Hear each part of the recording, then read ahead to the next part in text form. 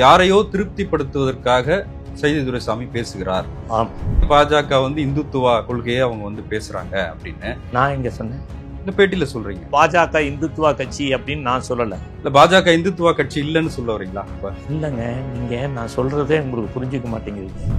என்ன பயன் கிடைத்தது அதனால்? மத்திய பாஜக அரசு அமைவதை தடுக்க முடிந்ததா? இல்ல இப்ப 2014 அதிமுக 37 இடங்கள் ஜெயிச்சாங்க தமிழ்நாட்டுல, செல்வி ஜெயலலிதா தலைமையில இருக்கும்போது. ஆமா, அப்ப அதனால என்ன பயன் கிடைத்ததுன்னு நம்ம கேட்க முடியுமா?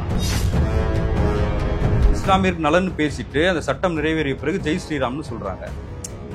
சட்டத்தை நீங்க வேற விஷயத்துக்கு வாங்க, டைவர்ஷன் ஆகாதீங்க. இப்ப பிரதமர் நரேந்திர மோடி வராரு, அரசு விழாவில் ஜெய் ஸ்ரீராம்ன்ற கோஷம் எழுதுல, அது அண்ணாயிசம்க்கெல்லாம் பொருத்தமா இருக்குமான்னு கேட்கணும். இங்க பாருங்க, அல்லது இந்த நிதி கிடையாது கொடுக்க மாட்டேன்னு ஒன்றிய அமைச்சர் பேசுறாரு சார், நாடாளுமன்றத்திலே பேசுறாரு. நான் அதை படிச்சேன். நான் என்னங்க இப்படித்தான் நீங்க எல்லாமே ஒரு எல்லாம் அரசு வேறு கட்சி வேறு. அது ஜனநாயகம் நம்புறீங்களா? எது அது ஜனநாயகம் நம்புறீங்களா? என்ன ஜனநாயகம் நம்புறீங்க? இந்த பேட்டியினுடைய நோக்கத்துக்கே பொருந்தாத ஒரு இப்ப ஈழத்தமிழர் விஷயத்திலேயே விடுதலை புலிகளுக்கு எம்ஜிஆர் உதவி செய்தார். ஆமா, அதே மாதிரி இந்திய அமைதிப்படை போகும்போது ராஜீவ்காந்தியோடு சேர்ந்து வழி அனுப்பி வைத்தார். எல்லா காலகட்டங்களையும் ஒன்றிய அரசு நிலைப்பாடை நம்ம ஆதரிக்கும் போது, அதாவது உங்களுக்கு சாதகமான நிகழ்வை மட்டும் ஹைலைட் பண்றீங்க இல்லைங்க. அதிமுகவுக்கு கிடைக்கிற சிறுபான்மையின வாக்கு எப்பொழுதும் கிடைக்கும். இல்ல, ஆனா பாஜகவின் கொள்கைகள் பெரும்பான்மை மக்களுக்கு எதிரா இருக்கு, அது இந்துக்களுக்கு எதிரா இருக்கு. இல்ல, எதை சொல்லுங்க? அதிமுகவை காப்பாற்றிக் கொள்ள பாஜக என்ன வேணாலும் செய்யலாம். அந்த அதிமுக உடைச்சதே பாஜக தான் அப்படின்னு யார் சொன்னா?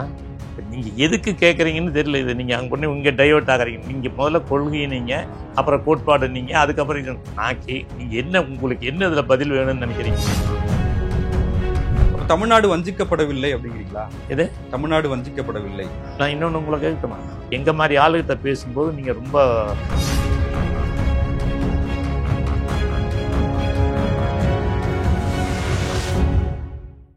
சவுத் பீட்டின் அன்பு உறவுகளுக்கு வணக்கம்.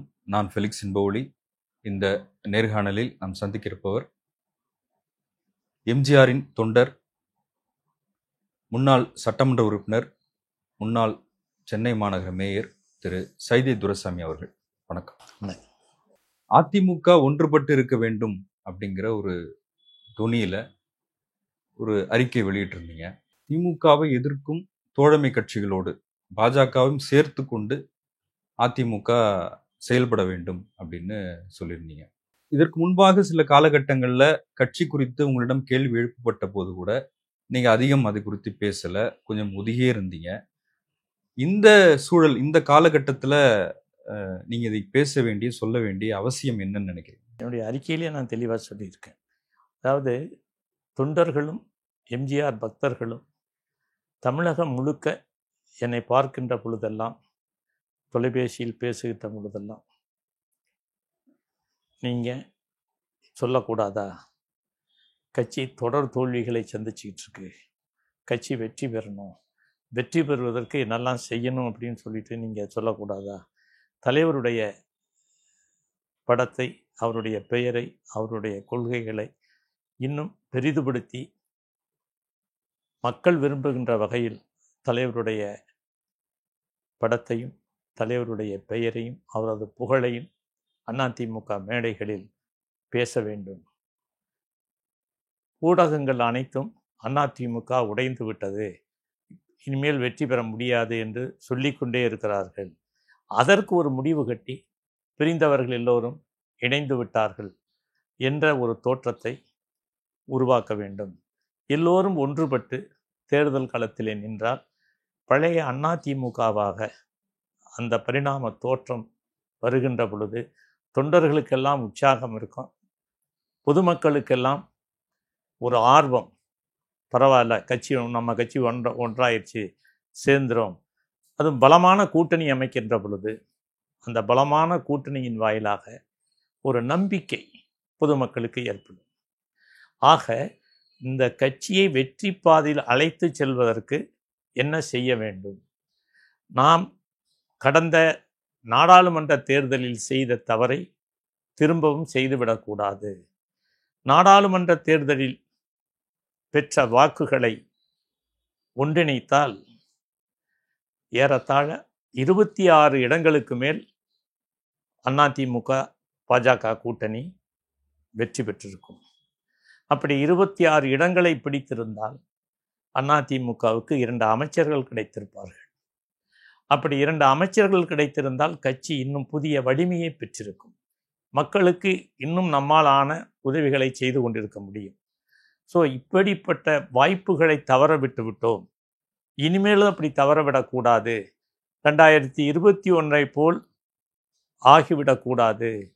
2021 கூட பார்த்தால் அந்த வலிமையான எதிர்க்கட்சியாக அமருவதற்கும் இந்த கூட்டணி பலம்தான் காரணமே தவிர வேறொன்றும் இல்லை.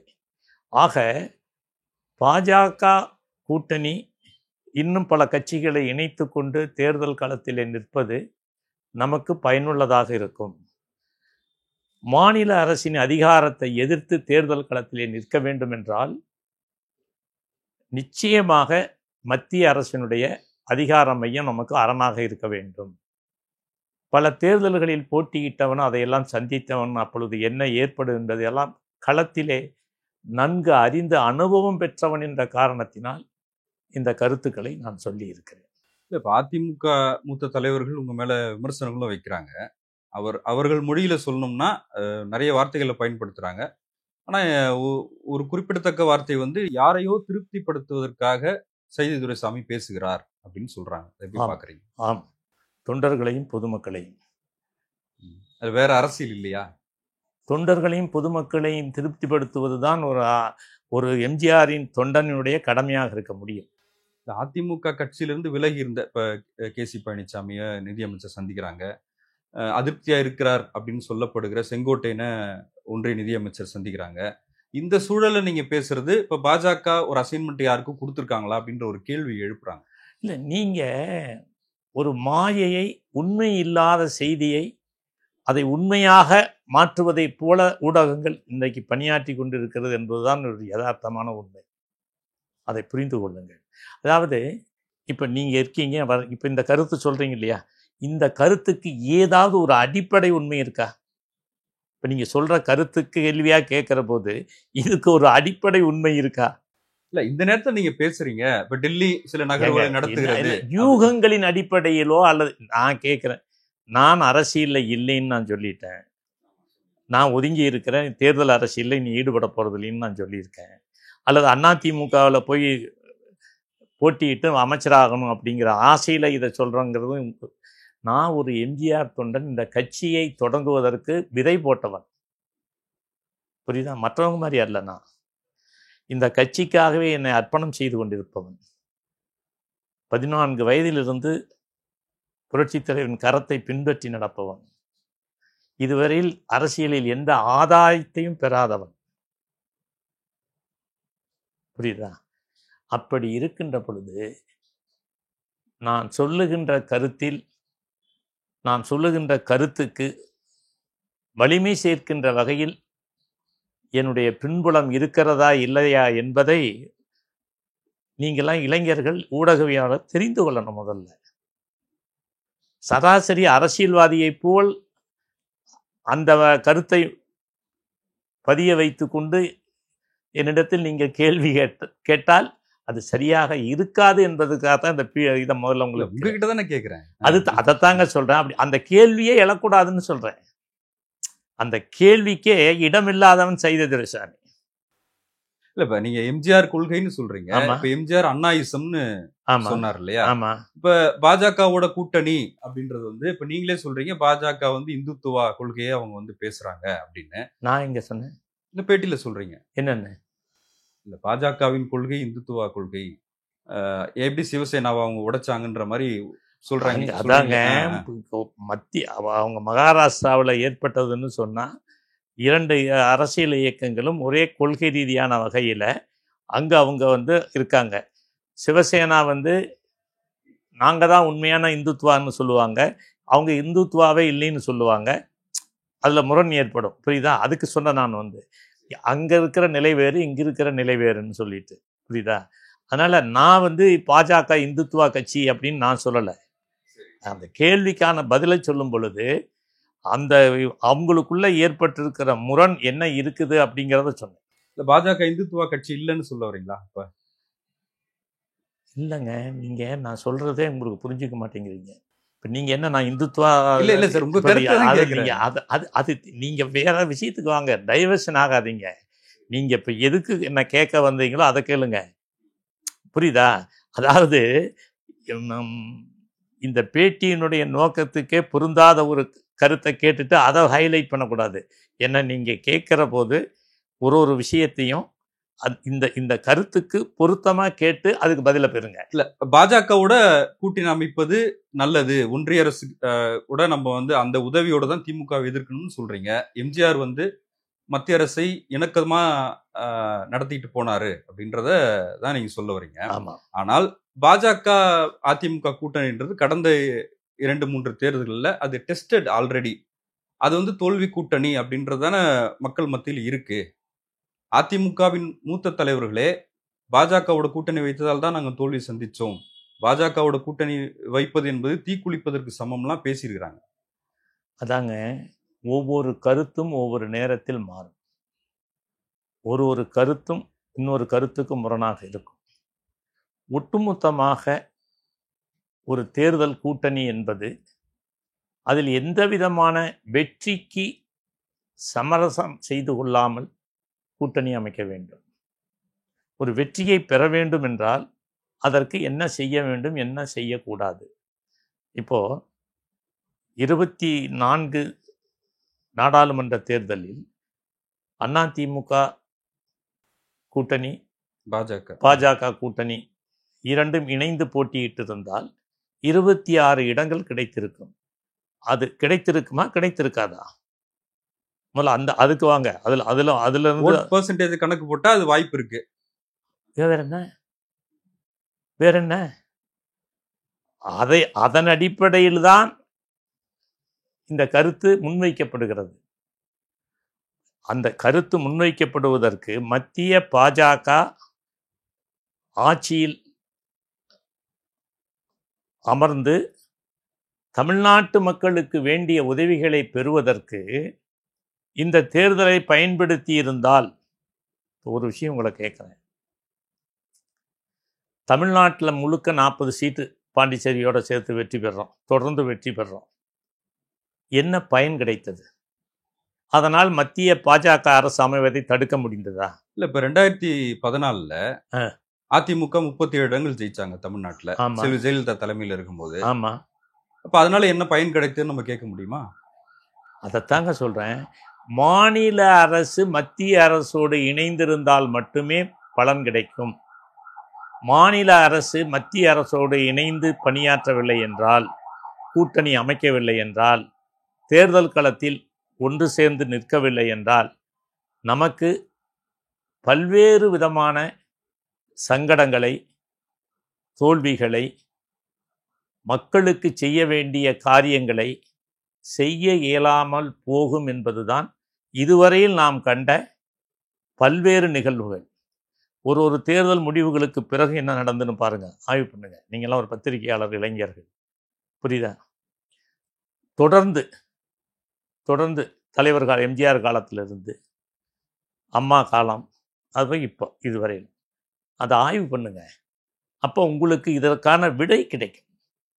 அவங்க செல்வி ஜெயலலிதா மேடையில பேசினதுதான், பாஜகவோடு கூட்டணி வைத்து ஒரு தவறை செய்து விட்டேன், அதன் பரிகாரமாக நானே அந்த ஆட்சியை கலைத்தேன். அதாங்க நான் சொல்றது உங்களுக்கு புரியும். தேர்தல் களம் என்பது ஒவ்வொரு தேர்தலுக்கும் ஒரு சூழல் நிலை அமையும். தெரியாமல் செய்து விட்டேன் சொல்றாங்களா இல்லையா? அதுக்கப்புறம் தெரிஞ்சு செஞ்சேன், இப்போ இந்த கூட்டு அப்படின்னு பேசி இதெல்லாம் என்னன்னு கேட்டீங்க. கூட்டணி வைக்க மாட்டேன்னு தான் சொல்லி மோடியா லேடியான்னு கேட்டவங்க. அதுதான் அது கடைசி தேர்தல், அவங்களுடைய கடைசி தேர்தல் அது, புரியுதா? இப்போ பாஜகவோடு கூட்டணி அமைச்சதா இல்லையா திமுக? அமைச்சாங்க. மந்திரி சபையில் இடம் பெற்றதா இல்லையா? ஆமா. இது எதை காட்டுது? இதை எதை காட்டுதுன்னு கேட்குறேன். இல்லப்பா, அது சரிங்க இல்லைங்க, அது இது எதை காட்டுகிறதுன்னு கேட்குறேன். அது யாரு?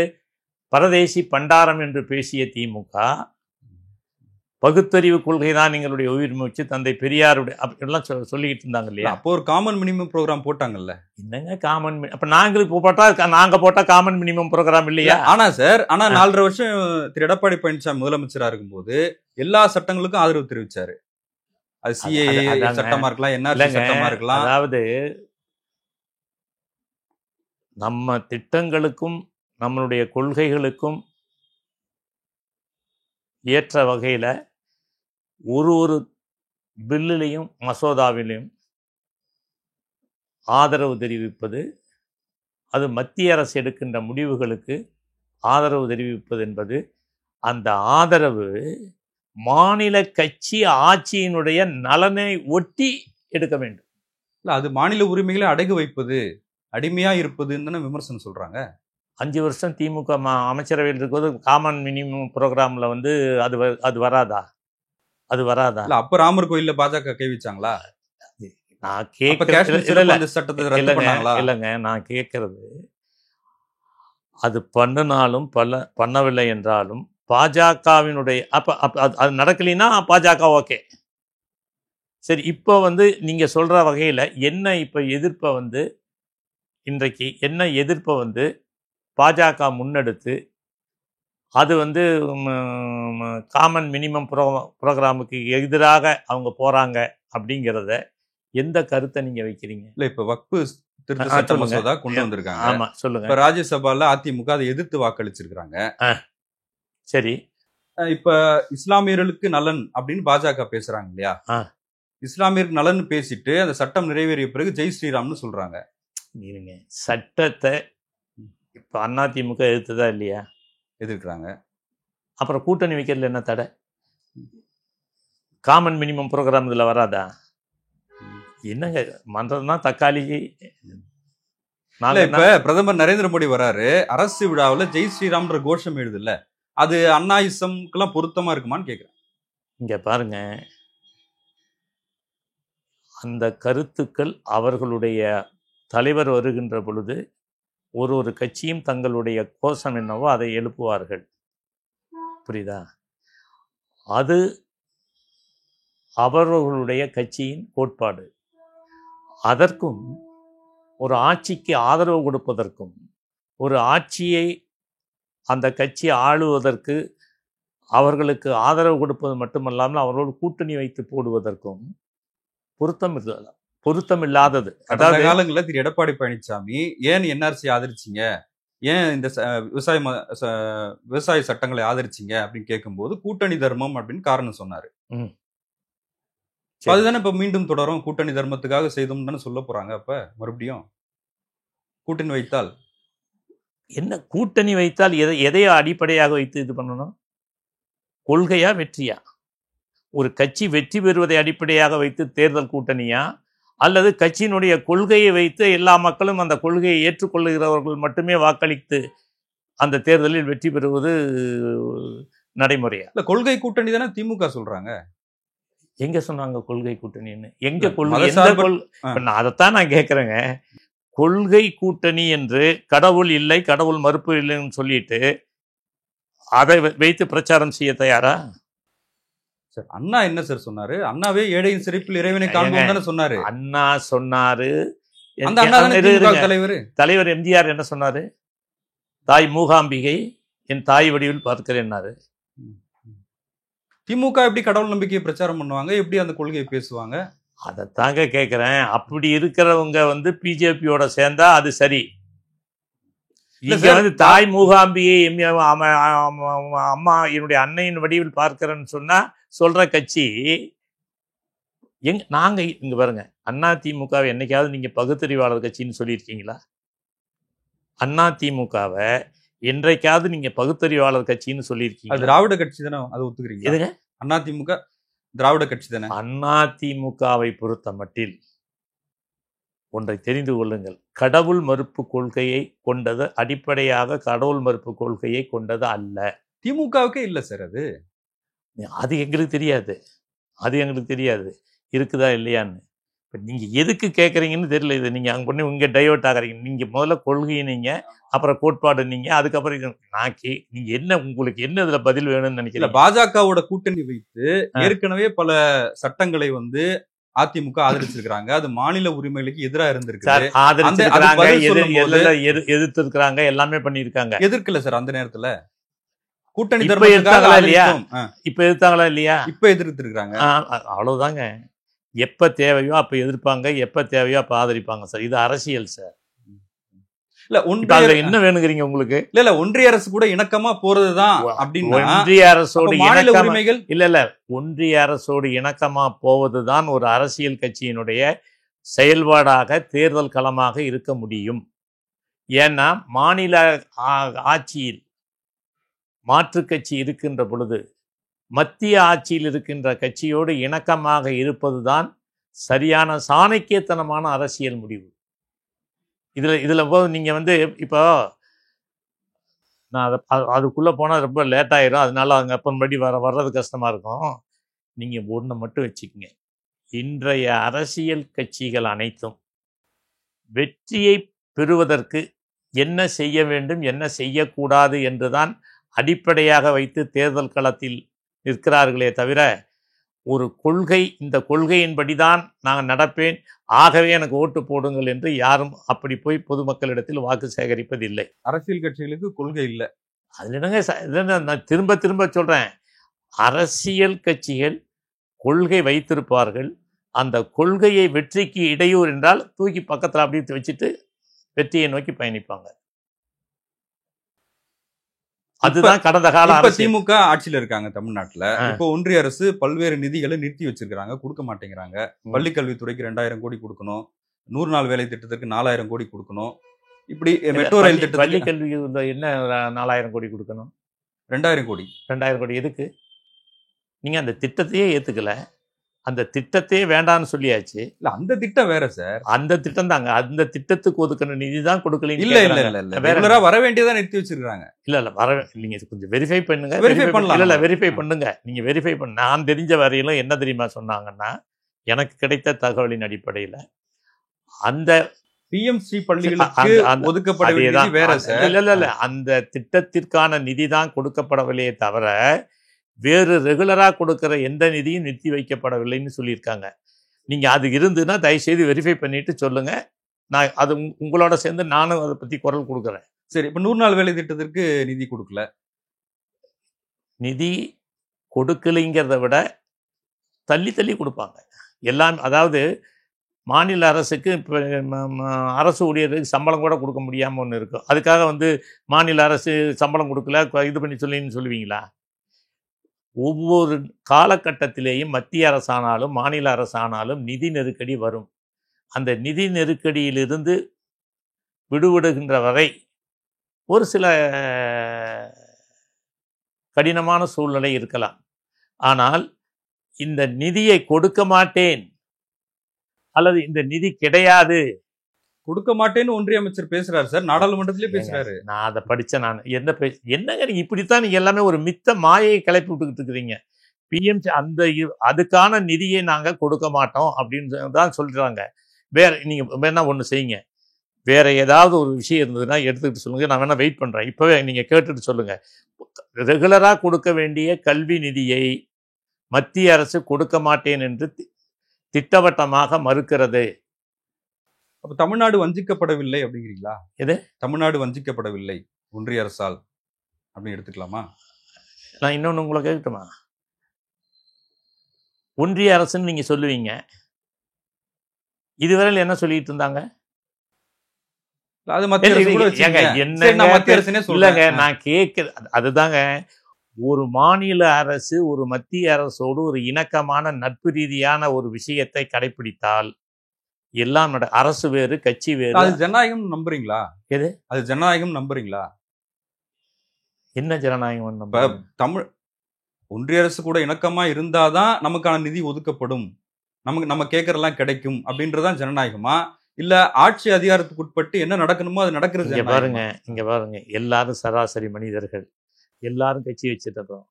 எல்லாரும் ஆட்சியில் இருந்தால் ஒரு கருத்து, ஆட்சியில் இல்லை என்றால் ஒரு கருத்து. இதுதான் வாடிக்கை. புரியுதா? Relationship between state and central. கூட்டணி கட்சியாக இருந்தால் அதனுடைய பார்வை வேறு, கூட்டணி இல்லை என்றால் அதனுடைய பார்வை வேறு. இதுதான் இந்தியா முழுக்க இருக்கிற ஒரு நிலைப்பாடு. புரியுதா? இதில் ஏதோ மோடி அரசு மட்டும் அதுக்கு விதிவிலக்கு, திமுக மட்டும் அது விதிவிலக்குங்கிறது அல்ல. அந்த அந்த பாலிட்டிக்ஸ் எல்லாமே பேச வேண்டாம். நான் I am not a politician now. புரியுதா? அதனால் நீங்கள் அரசியல் ரீதியான கருத்துக்களை கேட்க வேண்டாம். நான் ஒரு மூத்த அரசியல்வாதி, இல்லைங்க, மூத்த அரசியல்வாதி. எம்ஜிஆருடைய கட்சி எப்படிப்பட்ட பண்புகளை கடைப்பிடிச்சா இந்த எதிர்வர்ற அரசியலில் களத்தில் வெற்றி பெறலாங்கிறதுக்கு ஒரு அனுபவ அறிவை கொண்ட ஒரு ஆலோசனை சொன்ன, அவ்வளவுதான்.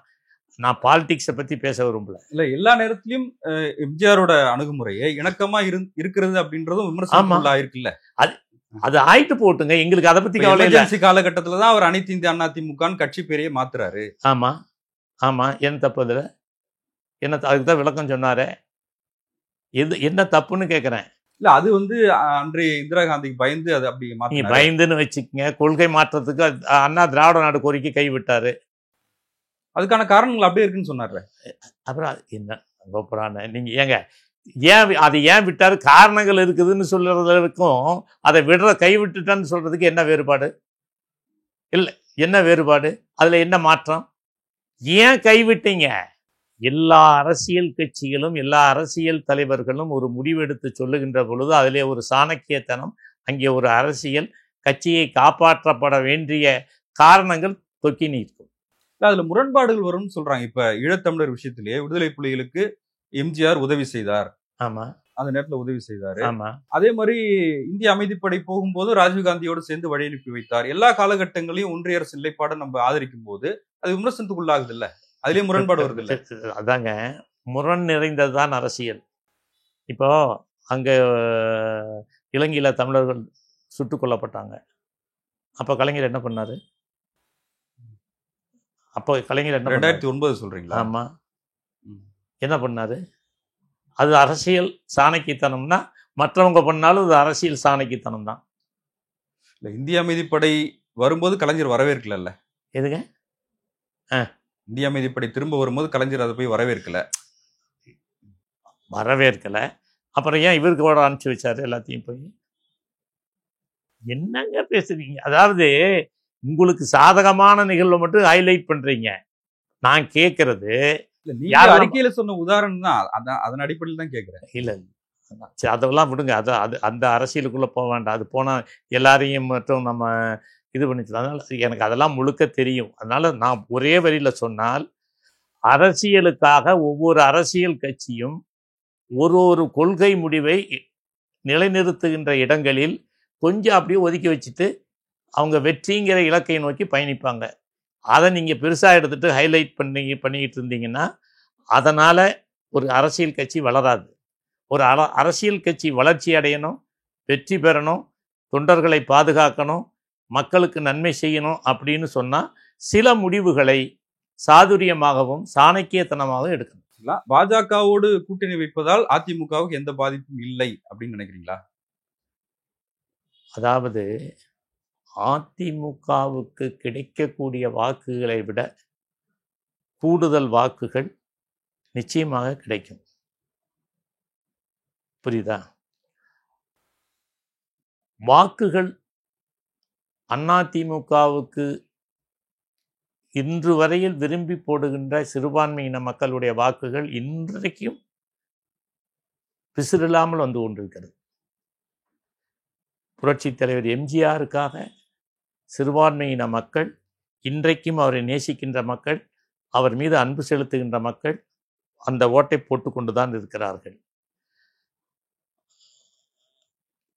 திமுகவுக்கு போடுகின்ற சிறுபான்மையின மக்கள் அந்த வாக்குகளை திமுகவுக்கு போட்டுக்கிட்டு தான் இருக்காங்க. உங்களுக்கு லத்தீஃப் இருந்தார் தெரியுமில்ல, உங்களுக்கு அப்துல் சமத் இருந்தார். லத்தீப் திமுக ஆதரிச்சார், சமது அதிமுக தலைவர் எம்ஜிஆர் ஆதரிச்சார், எஸ்ரா சர்க்குணம் திமுக ஆதரிச்சார். அந்த காலத்திலிருந்து சிறுபான்மையின மக்கள் மத்தியில் திமுகவுக்கு கணிசமான செல்வாக்கு இருக்கிறது என்பது, அண்ணா திமுகவை விட திமுகவுக்கு கணிசமான செல்வாக்கு இருக்கிறது என்பது யதார்த்தமான உண்மை. அது நீங்க சொல்ற மாதிரியே திமுகவுக்கு ஓட்டு போடாத அதிமுகவுக்கு மட்டுமே ஓட்டு போடுகிற இஸ்லாமிய மக்கள் இருக்கிறாங்க.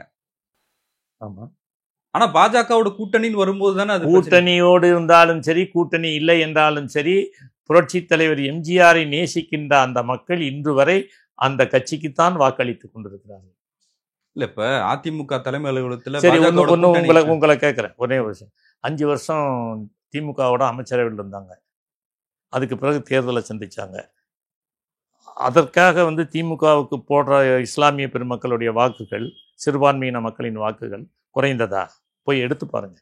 பூத் வைஸா இஸ்லாமிய பெருமக்கள், மைனாரிட்டி பெருமக்கள் வசிக்கிற இடத்துல அதை போய் எடுங்க. பாஜகவோட அமைச்சரவையில் இடம்பெற்றதால் திமுகவுக்கு பாடம் புகட்டுகிறோம் என்று சொல்லி வாக்குகளை மாற்றி போட்டார்களா? சார், அதாவது ஒன்று வச்சுக்கங்க, திமுகவை நேசிக்கின்ற மக்கள் திமுகவுக்கு தான் போடுவாங்க. அண்ணா திமுகவை நேசிக்கின்ற சிறுபான்மையின மக்கள் அண்ணா திமுகவை தான் போடுறாங்க. அப்படிதான் ஆட்சி மாற்றத்துக்கே அவசியம் இல்லை சார். அவங்க ஓட்டு அவங்க இருங்க. சிறுபான்மையின மக்களுடைய வாக்கு எவ்வளவு? 234 தொகுதியிலும் சிறுபான்மையின மக்களுடைய வாக்கு அப்படி இல்லை. என்னங்க என்ன பாருங்க, சூமோட்டோவா அப்படிலாம் நீங்க பேசக்கூடாது. நான் பேசல சார். அதிமுக விவரத்தை நீங்க எடுத்துக்கிட்டு நாங்க தோல்வி தாங்க. இப்ப ஊடக இப்படி எல்லாம் சொல்ற போதுதான், அதனாலதான் நாங்க, அதாவது நேரோ 4 தொகுதி 5 தொகுதி வித்தியாசத்தில் வெற்றி பெறக்கூடிய வாய்ப்பு இருக்கிற போது மட்டும்தான் நீங்கள் சொல்லுகின்ற இந்த கருத்துக்கு வலிமை சேர்க்கும். இல்லை என்றால் 234 தொகுதிகளில் ஆளும் கட்சியாக தேர்ந்தெடுக்கப்படுற கட்சி 160 170 அப்படின்னு வரும்பொழுது, 150 வரும்பொழுது அந்த வேறுபாடு நிற்காது. இல்லை, நீங்க சொல்ற கோணம் சிறுபான்மையினர் ஓட்டு அது டிஸ்டர்ப் ஆகாது அப்படின்னு சொல்றீங்க. இல்லைங்க, அண்ணா திமுகவுக்கு கிடைக்கிற சிறுபான்மையின வாக்கு எப்பொழுதும் கிடைக்கும். இல்ல, ஆனா பாஜகவின் கொள்கைகள் பெரும்பான்மை மக்களுக்கு எதிராக இருக்கு, அது இந்துக்களுக்கு எதிராக இருக்கு. இல்ல, எதை சொல்லுங்க, எது இந்துக்களுக்கு எது எதிராக? நீங்க இங்க பாருங்க, இப்படி ஒரு சூமோட்டோவா சொல்லக்கூடாது. நீட்டால பாதிக்கப்பட்ட மக்கள் இல்லையா, இந்துக்கள் இல்லையா? எதுங்க? இப்ப நீட் எக்ஸாம் கொண்டு வந்ததுனால இந்துக்கள் பாதிக்கப்படலையா? கொண்டு வந்தது யாரு? பாஜக தான். எல்லா மாநிலங்களும் கட்டாயம் பாஜக தான் கொண்டு வந்தாங்க. இந்த மாதிரி பேசி நீட்டுங்கிற ஒன்றை கொண்டு வந்தது எல்லா மாநிலங்களுக்கு இல்லைங்க. நீட்டுங்கிற ஒரு கல்வி திட்டத்தை அறிவித்தது யார்? காங்கிரஸ் தான் சார் கொண்டு வந்தாங்க. காங்கிரஸ்ல திமுக போய் பாருங்க, வரலாற்றை எடுத்து படிங்க தயவு செய்து. காங்கிரஸ் திமுக கூட்டணி அமைச்சரவையில கொண்டு வரப்பட்ட திட்டம் அது. எல்லா மாநிலங்களும் கட்டாயம் சொன்னாங்களா? அப்ப என்னங்க? இல்லை, நான் கேட்கறது நீட்டு ஏங்க கொண்டு வந்தீங்க? அதுக்கு சொல்லுங்க பதில. நீட்டு ஏன் கொண்டு வந்தீங்க? நீட்டு கொண்டு வர வேண்டிய அவசியம் என்ன? ஆல் இந்தியாவில் ஒரு மாநிலத்துக்கு ஒரு நீட்டு, இன்னொரு மாநிலத்துக்கு இன்னொரு நீட்டா? என்னங்க பேசுறீங்க? ஒரு லாஜிக் இருக்கா?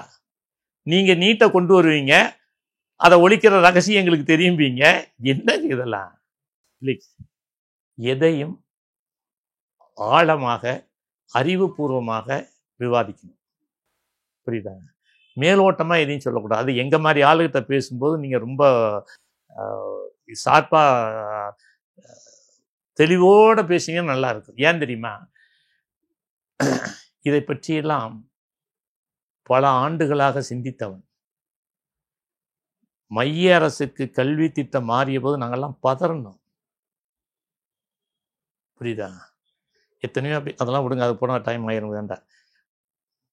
என்னுடைய பார்வை, என்னுடைய கருத்து, ஒரு அரசியல் கட்சியும் ஒரு நேரத்தில் தன்னை பாதுகாத்து கொள்ள, தன்னை கட்டமைத்து கொள்ள, தன் கட்சியை அவர்கள் கொள்கை ரீதியான ஒரு கருத்தையோ அல்லது அறிவுபூர்வமான அந்த கருத்துக்கு ஒரு மடைமாற்றம் செய்வதோ வாடிக்கை வழக்கம். தாங்களுடைய வெற்றியை மாத்திரமே அவர்கள் இலக்காக நோக்கி எல்லாம் அந்த மையப்புள்ளியை நோக்கி நகர்த்துவதற்கு சொல்லுகின்ற பல கருத்துக்கள். அதனால நீங்க வெற்றி வேண்டான்னு சொல்ற கட்சி இருக்கா? அதிமுகவை காப்பாற்றிக் கொள்ள பாஜக என்ன வேணாலும் செய்யலாம். அந்த அதிமுக உடைச்சதே பாஜக தான் அப்படின்னு யார் சொன்னா?